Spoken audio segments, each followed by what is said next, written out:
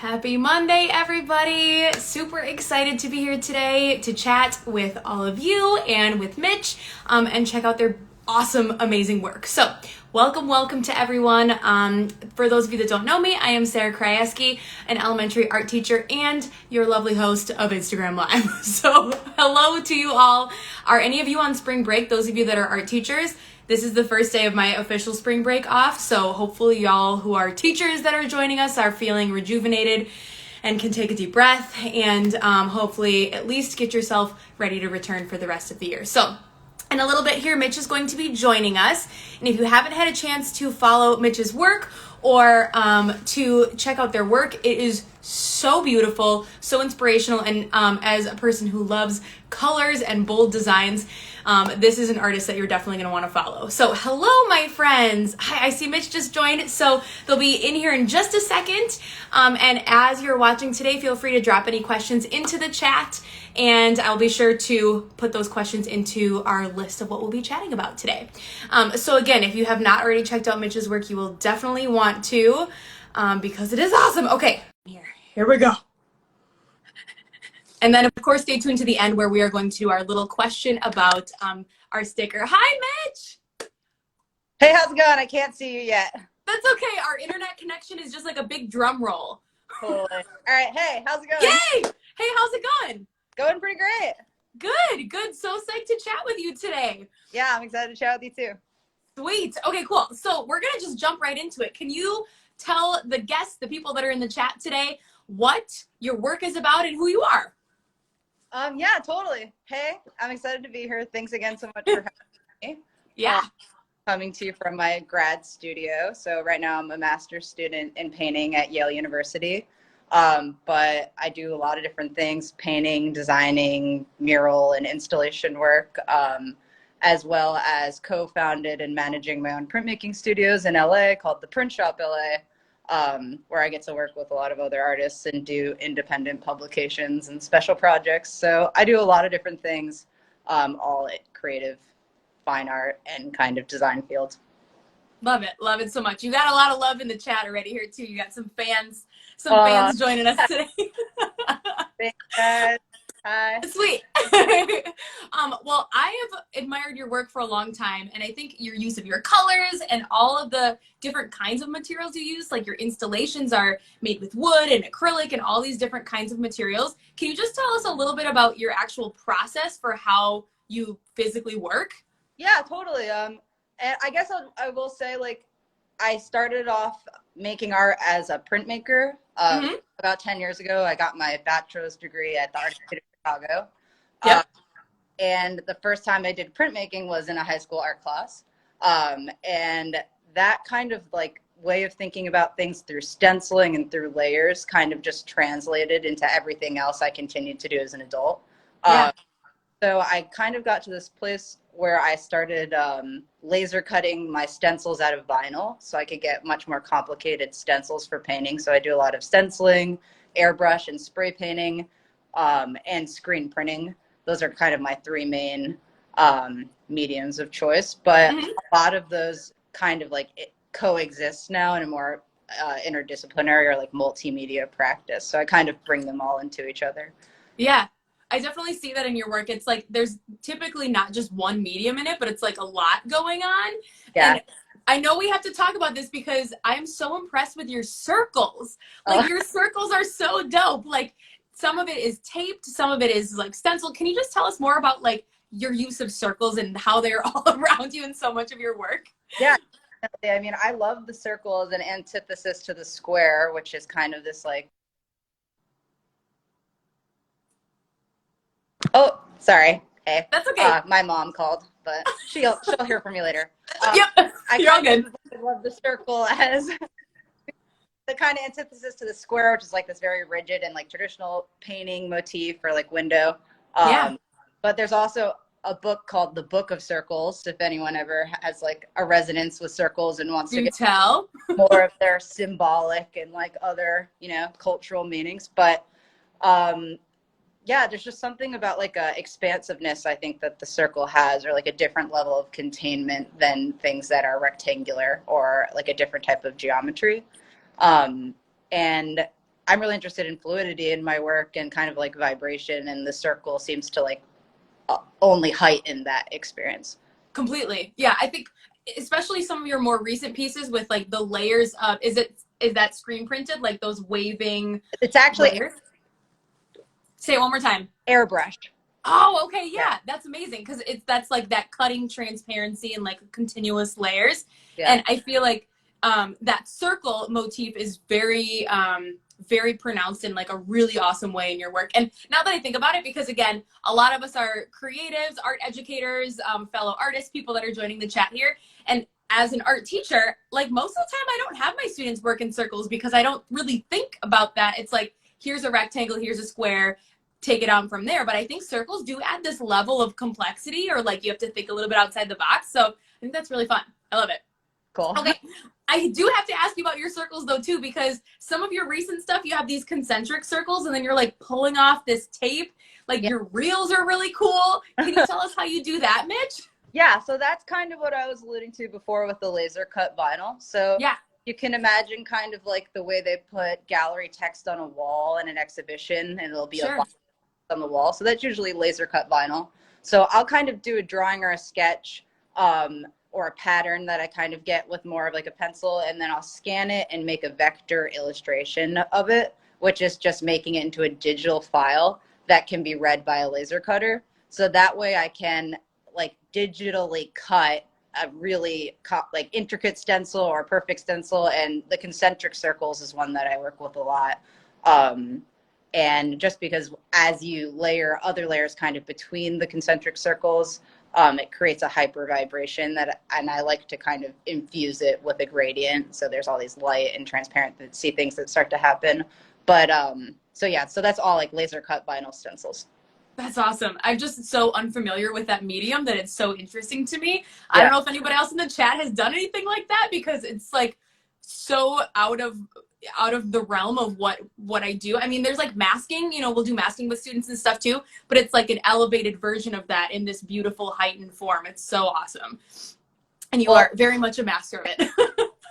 Yeah, well, masking, masking tape, masking fluid, like all these different ways that we figure out ourselves to like control the paint, and have on it.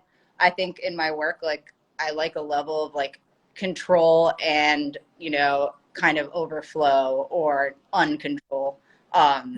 And so using the stencils in some areas and then letting the paint do its thing in other areas creates kind of like the tension I'm looking for. Yeah. It all started from just using masking tape, and like my work was really like for a long time all flat shapes and colors in this way, and that was kind of because the tools that I was so used to made those really easily. So I was thinking through the process, and as I wanted to make more complex imagery, I kind of had to develop the masking to a new place. Yeah, absolutely. Taking that problem solving to the next level for what you envision and where that's going to go a little bit too, right? Exactly. Well, and as we're speaking so much about that masking tape, I'm curious if you have a connection between that medium and like masking and that gender identity, because we'll talk a little bit about that later in our conversation. But I think that sort of like hiddenness, is that at all intentional, or is that just merely the medium you are more drawn to? Well, I think that for me, like what resonates with that is more this idea of kind of like material metaphors and kind of like containment or like uncontainment or like rigidity or like control or like where are let to be more wild or unwieldy. I think that's where that really comes into play. That's very clear in your work for sure. And I think like those descriptor words are very much embodied in the way that you create, Mitch. It's obvious. So I guess let's talk a little bit about your specific pieces. So I was checking some of it out, and I love how your titles really make you think about what you're observing in your work, right? So I wrote down a couple titles, and you don't have to speak to these specifically, but can you tell us about how your titles relate to your pieces? Are you good? Totally. Yeah, I just wanted to plug in here. So I get it. I think I would say like the titles give more of like a personal insight into maybe something that resonates on more of like the individual artist being me. I think there's like especially with abstract work, you know, Yes. the perspective you're being given, you know, the content in my work is very abstract and wide, and there's a lot to be projected onto it and seen in it, and that is kind of based on like the individual and how they're going to perceive color and shape, and all of that is informed by their whole life is of experience and what kind of, you know, nostalgia is going to be brought up or feelings. But the titles kind of give a little bit of insight into like the more personal experience that might have influenced the work. Yeah. Although it's not important to me that it's like really explicitly readable, but it's just like a more playful place for me to kind of be more like poetic and write sometimes very legibly, sometimes like just as kind of unclear as the work. Yeah, But that is the perfect description of it too. I have three titles I'm going to read. One of them says, "Shiny things are for you too." The space between flowers and water, and octopus eye slash you are the one, which I yeah, think like there's something so beautiful about abstraction. I mean, I love abstraction, and there's something so beautiful about how wide that interpretation is, and getting like a tiny hint in your title just invites people in to like investigate a little further. Whereas like, okay, you're gonna go see an abstraction, some abstract piece at a museum, and it just says untitled number 32, and you're like, yeah, oh, yeah, I like that piece, but like I don't know what to do with it, right? yeah. So I love how much you're sort of inviting us into you as well as the artist. It's the humanness in the work, you know, that really draws us in a lot of ways. So I think that like maybe my titles do that a little bit, especially Yeah, because I'm interested in kind of like a almost like a digital feel from the paint, and in a sense completely. that separates the hand. And so I mean we all want to like feel a connection through work to like, you know, there was another soul behind this, you know, kind of communicating something. So I think that the titling your work can really help kind of just put your like sense of humanness in the series, especially if you're an abstract artist. Yeah, I 1000% agree. I think that's a great way to describe it too, is it just reminds someone an artist made this, an artist thought about this. It's not Yeah. just merely printed or digital, when even though it may look like that at times, right? Yeah. So I guess speaking to that printing a little bit too, can you just you alluded to it at the beginning of our chat, but can you tell us more about the Print Shop LA? Because that is a really awesome accomplishment to start a print Oh, shop thanks. and Yeah, yeah, what as a student too. totally. What's um what's that all about? So the Print Shop LA is kind of my like labor of love, and it's a collaboration. Four original co-founders and two co-owners currently, which are myself and Sean Hernandez, and he's a publisher under the name Press Friends as well. Mm-hmm. But I kind of grew up as an artist in Chicago, because that's where I got my undergrad. And Chicago is a city that is just flush with community accessible art spaces, especially printmaking studios. And so I kind of started like interning wherever I could at print shops all over Chicago. One of my favorite ones being Spudnik Press Cooperative, which is just Ooh. like a great place to go learn to print or do anything if you're an artist in Chicago, or to send students to be able to take classes and print and things like that. But basically what I found was that that didn't exist in Los Angeles when I moved Mm-hmm. there. And I was kind of 24, really excited to print and be in Los Angeles and not finding a space for what I wanted. And something about printmaking especially, and something that I love about printmaking as an artist, is the community it brings, and the tool it can be for artists to kind of elevate themselves and have something that they can sell that's affordable and that can kind of float them between projects and bring things into their own hands in a Yeah. way. So I teamed up with two other Art Institute grads, and we started the Print Shop LA. And because Los Angeles was like really thirsty, I think, for a space like it was really successful like right off the bat. So it's been amazing, and we do residency programs there, lots of independent publications, workshops, internships, and all sorts of kind of community engagement. That's super awesome. I think that's seeing that a need, something that your community needs, and admittedly for yourself and the artist community, right? You're like, I want to be part of this, so why not create it myself so that we can then reap the benefits of it, right?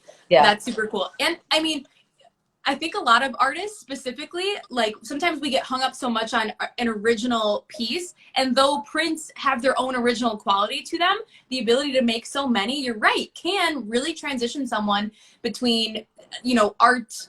You're not just working on one big piece for months and months, but you can make multiples of things and really help yourself grow as an artist. So that's a great way to think of it too. I love that.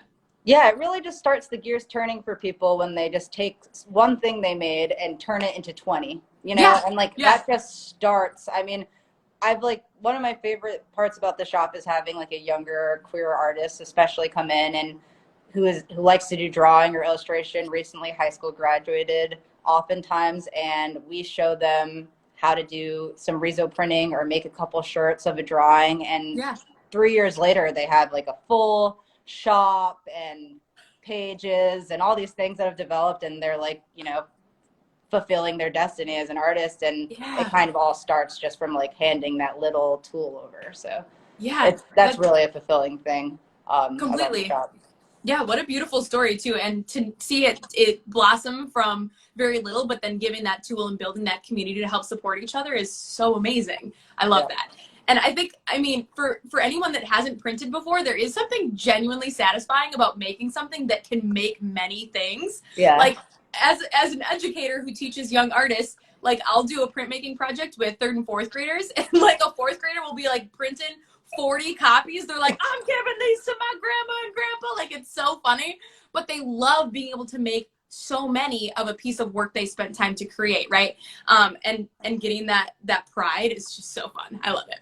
Yeah, absolutely. And Yeah. a lot of people, and we do adult workshops too, and a lot of people who come in, almost all of them remember the one printmaking like day they had in high school. Totally. So it really does stick with you. There's something about like the smell of the ink and working with these processes, even for a minute or an hour as a high schooler, they can stick with you for a long time, or come full circle and back into your life, in your late 20s. So you really never know. Yeah, completely. I love it. I love it. It's the whole path of where you go and where it takes you and the whole journey along the way. So you did recently just have a show in New York, right? Yes, I am part of a group show that's up right now in Soho at a gallery called Super Chief Gallery. It's like their spring salon show, so it's with some other great, mostly New York-based artists. And yeah, it was amazing. I've never shown in New York. I'm from New York originally, but I lived in Chicago and on the West Coast for most of my adult life. And so it's just kind of like very surreal and dreamy to be in the city and have an opening. What can I? Yeah, It was very cool. Congratulations. I'm glad that it could happen in the COVID world and still be able to do that. And with masks on, yeah, exactly. Right. And honestly, it's kind of nice, the constraints being that there can be less people in the space at a time just means that you can kind of experience the work in a nicer way, and then everyone co-mingles outside, which builds hype because now there's like a line down the street. Yeah. The whole thing kind of works in my favor. I love specific thing. You're right. Like the 6 feet apart, you're like, listen, our line is so long, right? Exactly. Down the whole block. The line for this show is 6 miles. Yeah, like, sorry guys, it's really no. But there was a mile between each person, so. I love it. I love it. So what would you say, I mean, I know you just recently had your show, but what would you say are some of the favorite pieces that you've worked on, or installations or murals, just to tell us something that really spoke to you, you're especially proud of? My favorite installation or mural I've ever done is definitely my Facebook artist in residence installation, just because it was like the most supported I've been. So I just had really whatever I could make, the biggest I could make it, as many square feet as I could really handle.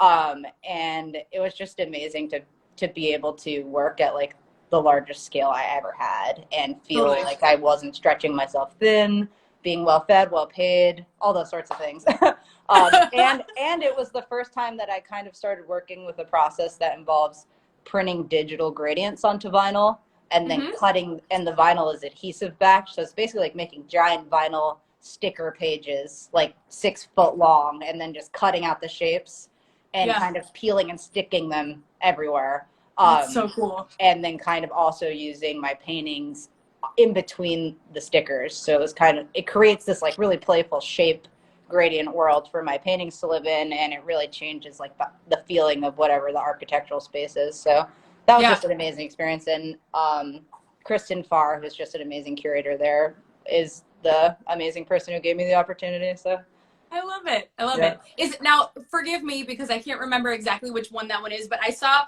you like within a white space that had all these floating shapes. Is it that exhibit or a different one? So that was a RV gallery in Los Angeles, but it's Okay, a very very cool. Love that similar. one. It's like a different version of that in Okay, silicon. Yeah, sweet, sweet. That was iteration. very eye-catching. Like I want to go play in that room and in that space. It's so cool. Yeah, and like tactility and that sort of like childlike sense of just like play, touch, all those things are like important for me in my work, and kind of like a more therapeutic part of the process, definitely. Yeah. Absolutely. So again, just kind of sticking to our topic today, we love hearing about you as an artist and where you've been as an artist and where you hope to go. Can you tell us where you plan to like take your endeavor and how you will or will not continue to play with that gender identity in your work? Yeah, I mean, I think something that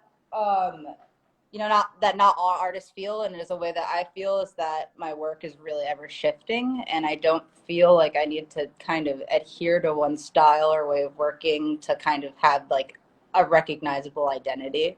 I Mm-hmm. think that I do have like a way of working and things I love, like color and texture and stenciling and all these things that do make the work recognizable. But I'm at this point in my life as a trans person or as a queer person where I feel very open to just growing, and the work is growing with that. So in a sense, I just feel open to like going down whatever paths come at me. And as an artist, I'm really like, I work in a lot of different ways, and I like a variety of projects even at once. So I'm just like really open minded, and I just hope that my practice is like collaborative in as many ways as it can be, because I love working with other people. And something about being a painter is it is a more of an isolating process unless you're Mm-hmm. working at like a massive production scale and you have all these assistants and you're kind of more of the conductor.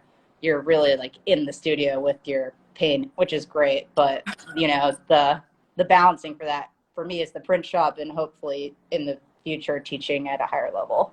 Yeah. um, Completely. And I think that's a really smart way to do it, is to not feel constrained, but know that like you're open hearted and open minded. And I think that seeing already, honestly, if you just scroll back through your Instagram, Mitch, it's so cool to see like even within a year or two how people's work morphs and changes, and how it's all beautiful, but it's all kind of got this like hand of same artist that makes it, but it changes and it does sort of move. And I think that's really beautiful to watch. So I'm excited to see where it takes you in the future. Well, thank you for saying that. And I mean, this is something that, is a choice when you go to grad school too. But like, I have changed so much since I've been in grad school. And for a lot of artists who choose to go back to like school after their bachelor's or whatever, you're really just in a pressure cooker for your work and stepping Yeah. away from the other parts of your life that don't allow you to give that full time. And for me, that was the print shop, which I'm still working on remotely. And I'm really lucky to have my co-owner, Sean,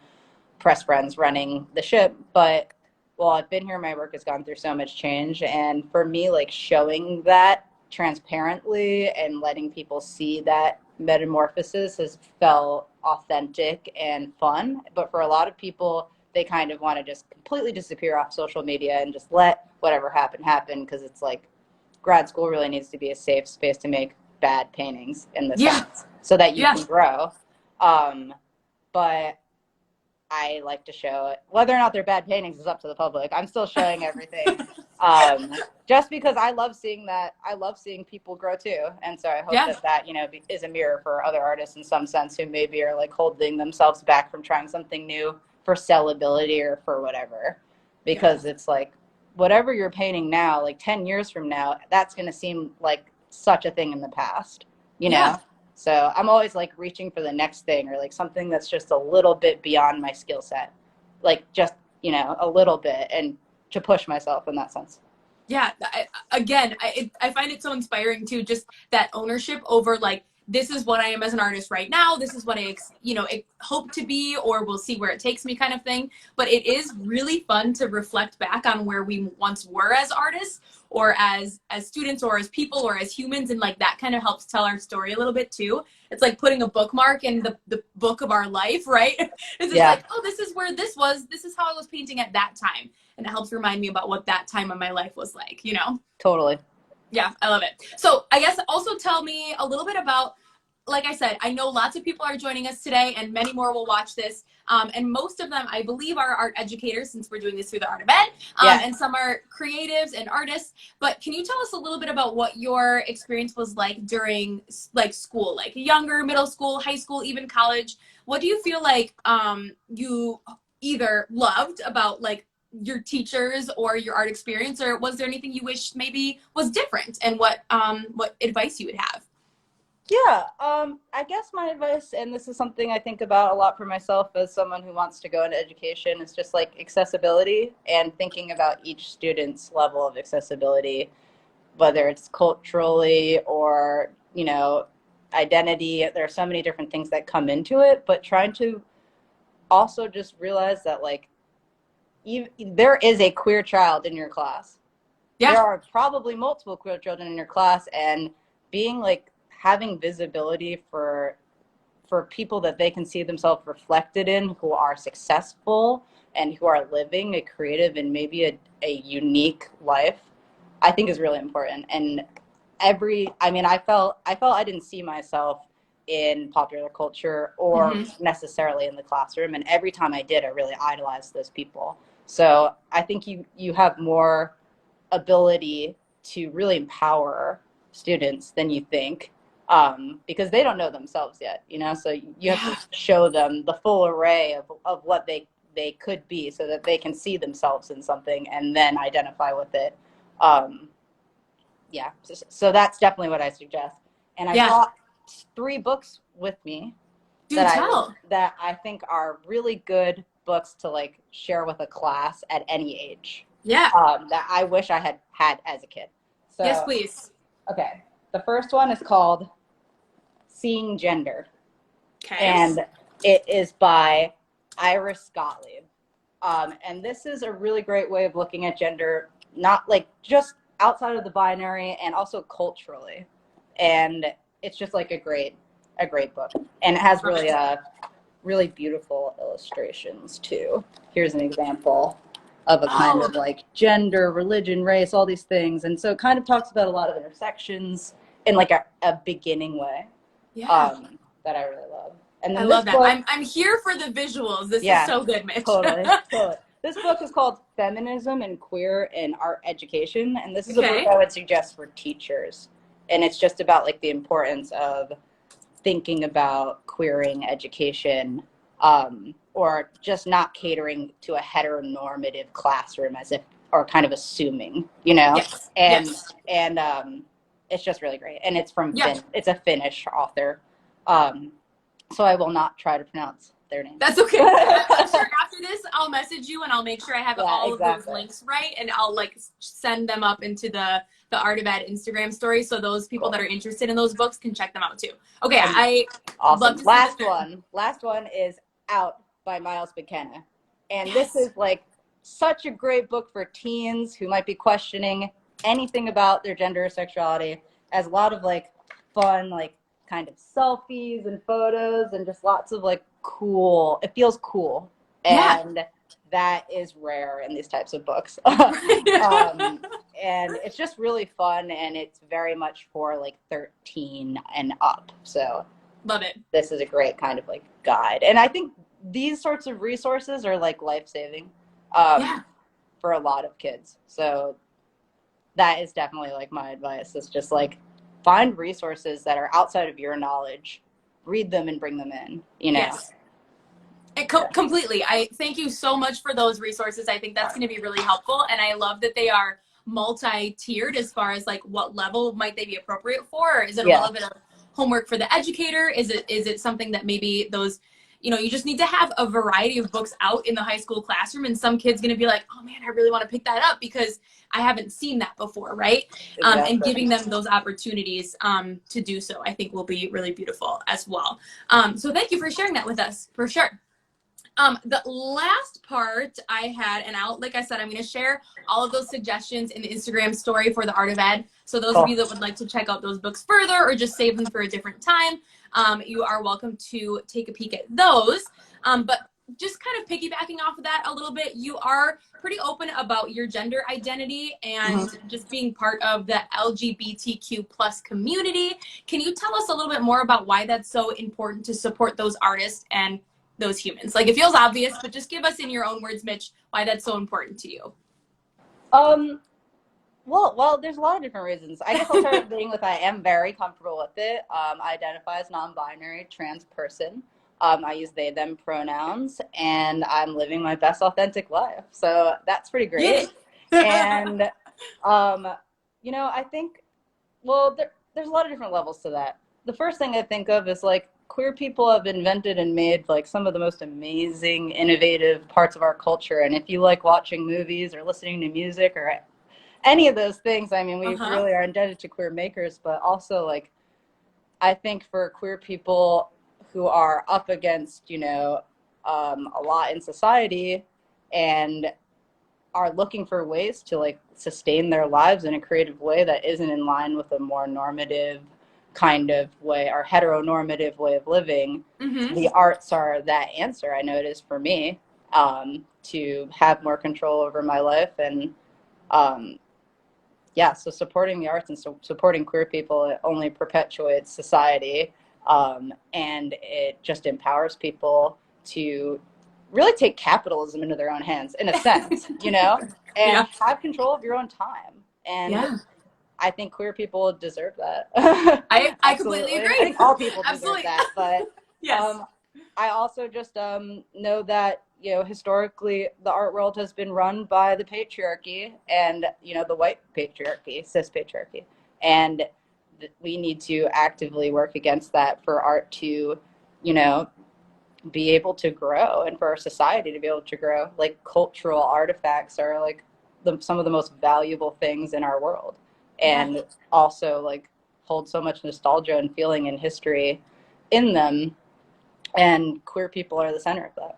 Yeah, absolutely. I mean, every voice that we show and that every voice that says something has something to say, right? And so we need to honor what people are saying and who people are. And I think that is evident both in your work and in the entire art community. But I really appreciate how open you are to discuss that with us today and to create your beautiful work, because I think it's something that a lot of students can connect with, and art educators, both just on a visual level, but also you as a human, Mitch. I feel like you're doing a great job of showing us yourself in your work and being proud of who you are. And I really appreciate that. So thank you. Well, thank you. I do try. And just my last note on that, I guess, will be like the insight of queer people, and especially trans people who have experienced like some trans people have lived lives as both socialized female and male, and some people have kind of navigated a middle space. But either way, the knowledge that you gain living through society, looking at it from another lens or from a lateral view or from a fluid view, that knowledge is really important. And you can really learn from the trans community if you listen in that sense about feminism, about intersectional feminism, and especially trans people of color, because they have the most intersectional experience, intersectional experience, and can tell you the most. Period. Yeah, absolutely. I think you said it perfectly, and I think that might be maybe one of the overarching themes of what we might encourage others to do is honestly just listen, right? Listen and be open to everyone and all the experiences and everything, so that we can then give our students the best experience they can for no matter who they are, right? So thank you for encouraging us to do so. Absolutely. I mean, you want to give the most colorful art education you can, so it's like that's a full spectrum. Absolutely. Okay, well, before we do our sticker giveaway, are there any parting words of advice for us, or anything you want to plug as far as like website, Instagram handle, so people can follow along on your adventure? I guess just my last words of encouragement are encourage your students. Like every single teacher that like encouraged me in any little way, like lives in my heart forever as an adult artist. And besides that, like, you know, live your best life. And I'm always open for collaborations or questions or anything about gender or about art. If you want to send me a DM, I pretty much always respond. So beautiful, beautiful. Thank you again for being so open to chat with us today and for sharing your work with the world. It's so awesome. So speaking to that, we're gonna piggyback a little bit off of that with our question for today. So for those of you that aren't aware, our like super dope holographic sticker, our palette sticker. I know, it's so cool. I'm gonna send you one. Don't worry. Okay, awesome. But for those of you that would like to win one of these, you just need to be the first person to answer this trivia question in the chat, okay? So again, once I ask the question, go ahead and type away ferociously, and the first response that I see that is correct, I will message you personally, and you can tell me your address so that I can send you a cool sticker. So the question is, back to the beginning of our chat, what is Mitch's most favorite shape, or like most commonly used shape? I'm hoping that that'll be enough to get the answer. Well, this is the time. We gotta just wait. What's my favorite shape, guys? Zoom in. Type, y'all. I know you want some stickers. Yay, cuddly cats. Okay. All right. Yay, nice, y'all. Okay, cuddly cats, you are my winner. I will message you and you'll get your hands on a dope sticker. Thank you all for responding. I'm sorry I only have one, but circles are correct, yes. Circles are pretty great. They are great. See, now I need to link up to the Book of Circles too, because you've got me hooked. I want to see what it's all about. The Book of Circles, it's pretty cool. No, okay, I heard about it in class recently and it's pretty sick. I love it. I love it. I'll post that in our Instagram story too, so y'all can have the resources from our chat today too. So huge thank you to Mitch. Y'all go ahead and follow along, and we will see you next week for another chat. Thanks so much for having me. Of course. Have a great week. Cheers, guys. Have a great day. Bye. Bye.